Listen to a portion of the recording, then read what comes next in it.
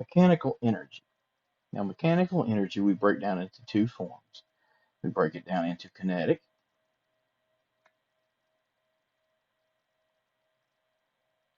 which I tend to use the E sub k, 1/2 mv squared is the energy of motion,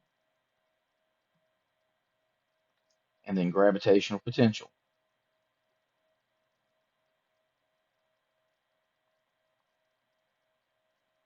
which I tend to use E sub p as an mg delta y or mgh. It's a position in a gravitational field, and it's really a change in position. Work is a force applied through a displacement or a distance, but it's the force in the direction of the motion, in the direction of the displacement. Power, regardless of whether we're talking about an mechanical energy or work or any other form, power is simply a work per time, or an energy per time, or a change in energy per time, or a work plus a change in energy, or anything like that per time. A 25 Newton block is at rest, but just starting to move. Now, this is the weight of the object, not its mass. At the bottom of a ramp that rises 2.4 meters over a distance of 6.6 meters. How much work is done against gravity? Well, we can say that the work is F dot D. All of that work in raising it up is done against gravity. Any work done horizontally is not against gravity, but against friction. So all we need to do is the weight of the object, which is 25 newtons, times the vertical displacement,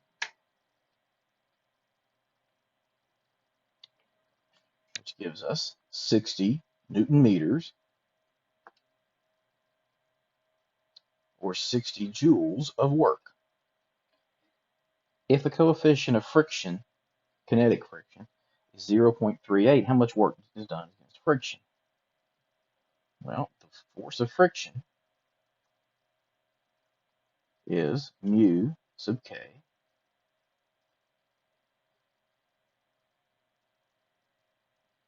times what? Times the normal force. So the force of friction is 0.38 times 25, which is equal to 9.5 newtons. Now doing the same thing, F dot D, we can say, well, this is going to be 9.5 newtons through a distance of 6.6 horizontal meters, or 62.7 joules of work.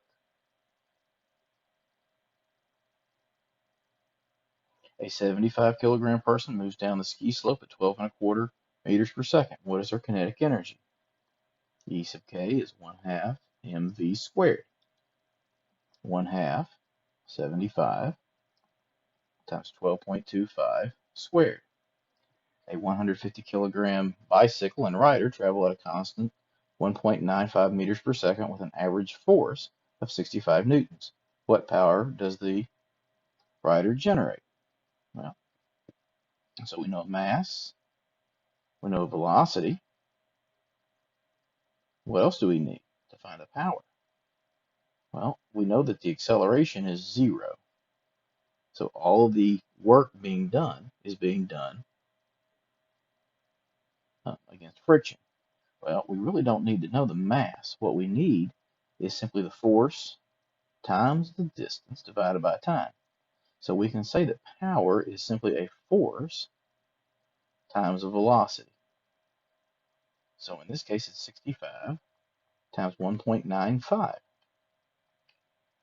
What is the total electrical energy used by a 1200 watt microwave oven running for 5 minutes? Well, 1200 watts. Power is measured in terms of watts.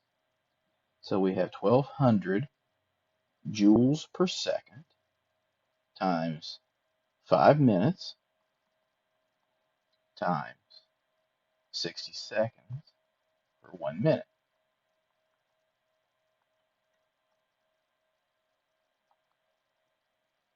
1200 times 300,